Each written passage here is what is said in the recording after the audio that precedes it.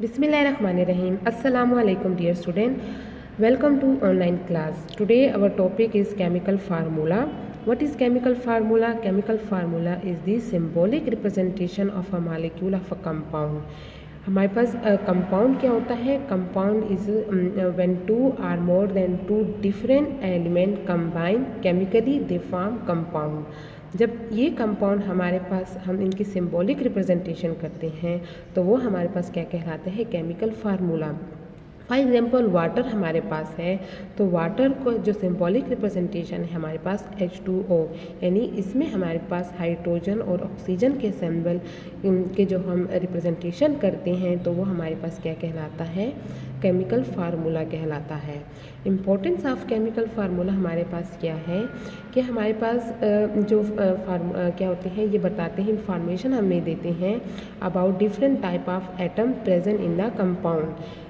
For example water में हमारे पास क्या है? हमें इंफॉर्मेशन दे रहे हैं कि हाइड्रोजन और ऑक्सीजन मिलके, यानी डिफरेंट टाइप, कौन से टाइप ऑफ एटम इस्तेमाल हुए हैं? हाइड्रोजन और ऑक्सीजन इस्तेमाल हुए हैं और ये कंबाइन होकर हमें क्या दे रहे हैं? वाटर दे रहे हैं। सेकेंड, ये हमें क्या दे रहे हैं? Ratio of different atom present in a compound. तो 2 hydrogen atom and 1 oxygen atom combine होकर हमें क्या दे रहे हैं? वाटर दे रहे हैं। तो जो रेशो हमें दे रहे हैं 2:1, 2 हाइड्रोजन और 1 ऑक्सीजन, इस रेशो से मिलकर ये हमें वाटर दे रहे हैं। तो हमें जो केमिकल फार्मूला दे के क्या पता चलता है कि कौन से टाइप ऑफ एलिमेंट इस्तेमाल हुए हैं या प्रेजेंट है इन अ कंपाउंड। एंड सेकेंड, ये हमें दे रहे हैं information about the ratio of different atom present in a compound. Next हमारे पास कुछ एग्जाम्पल है, जैसे chemical formula of sodium nitrate is NaNO3, यानी हमें ये क्या इंफॉर्मेशन दे रहे हैं कि सोडियम नाइट्रेट में हमारे पास सोडियम, नाइट्रोजन और ऑक्सीजन यानी 3 डिफरेंट टाइप ऑफ एलिमेंट इस्तेमाल हुए हैं। इसी तरह ग्लूकोज का फार्मूला क्या है? C6H12O6।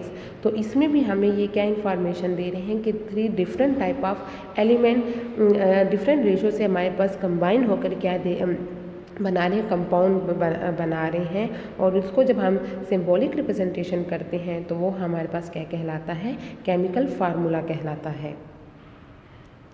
अब टाइप ऑफ केमिकल फार्मूला, तो हमारे पास डिफरेंट टाइप यानी 2 टाइप ऑफ केमिकल फार्मूला। एक हमारे पास है एम्पिरिकल फार्मूला और सेकंड हमारे पास क्या है? Molecular formula.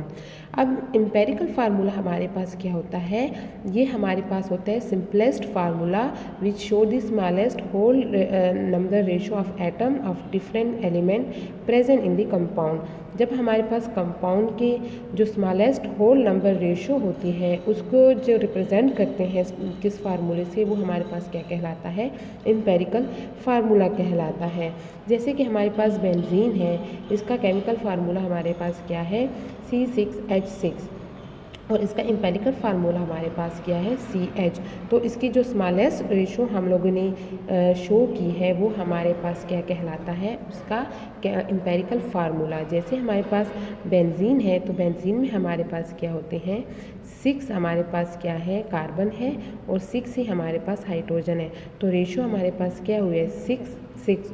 तो इसको जब हमने मज़ीद सिंपल किया है तो हमारे पास रेशो क्या आ जाती है? 1:1। इसलिए हमारे पास जो एम्पिरिकल फार्मूला आ जाएगा वो हमारे पास क्या है? CH। तो बेंजीन का सिंपलेस्ट जो फार्मूला है, सिंपलेस्ट जो होल हमारे पास सिंपलेस्ट या स्मॉलेस्ट होल नंबर जो रेशो होती है उसकी रिप्रेजेंटेशन हमारे पास क्या कहलाती है? Empirical formula.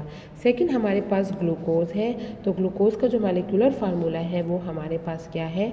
C6H6NO6। तो इसका जब हम सिंपलेस्ट रेशो लेंगे तो हमारे पास इस एम्पिरिकल फार्मूले में क्या इस्तेमाल हुए हैं? हमारे पास 6 कार्बन इस्तेमाल हुए हैं, साथ में रेशो 12 हाइड्रोजन एंड 6 ऑक्सीजन।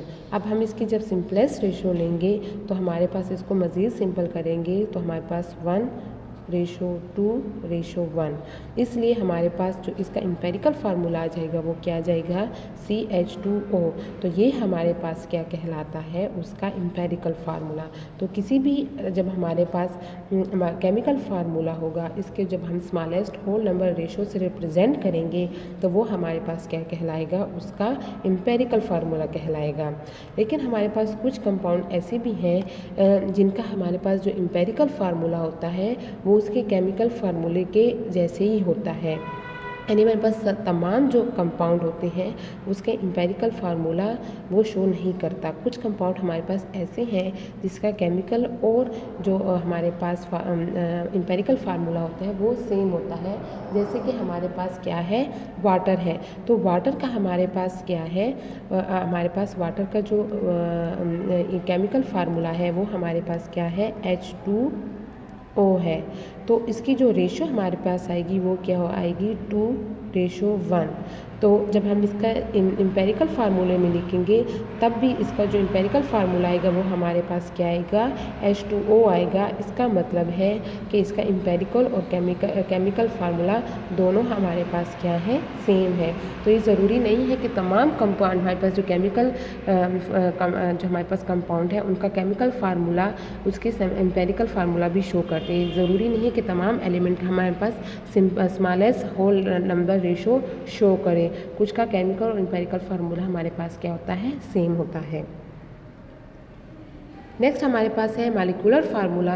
तो मॉलिक्यूलर फार्मूला हमारे पास क्या होता है, molecular formula show the actual number of atom of different element present in one molecule of that compound. यानी हमारे पास कंपाउंड हमने कहा था कि 2 डिफरेंट टाइप ऑफ एटम मिलके हमारे पास क्या बना रहे हैं, कंपाउंड बना रहे हैं। अब हमारे पास जब कंपाउंड के जो वन मॉलिक्यूल में डिफरेंट एलिमेंट प्रेजेंट होंगे उनके जो एक्चुअल नंबर होंगे वो हमें पता चलते हैं मॉलिक्यूलर फार्मूले से।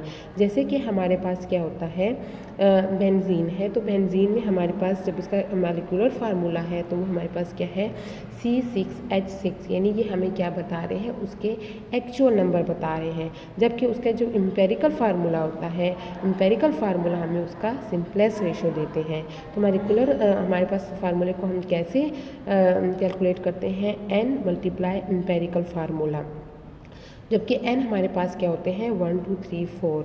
अब हम बेंजीन का करेंगे तो बेंजीन का एम्पेरिकल फार्मूला हम करेंगे = 6CH। यानी 6 हमारे पास n आ जाएगा और CH हमारे पास क्या है, उसका एम्पेरिकल फार्मूला। तो हमने जब 6 से मल्टीप्लाई किया तो इसका एम्पेरिकल फार्मूला हमारे पास क्या आ गया, C6H6। तो ये हमारे पास क्या होते हैं, उसका मॉलिक्यूलर फार्मूला कहलाता है। अब मॉलिक्यूलर फार्मूला देख के हमें पता चल जाता है कि 6 कार्बन इस्तेमाल हुए हैं और 6 हाइड्रोजन इस्तेमाल हुए हैं। जबकि एम्पेरिकल फार्मूला हमें एग्जैक्ट या एक्चुअल अमाउंट जो नंबर ऑफ एटम होते हैं उसके बारे में इंफॉर्मेशन नहीं देते।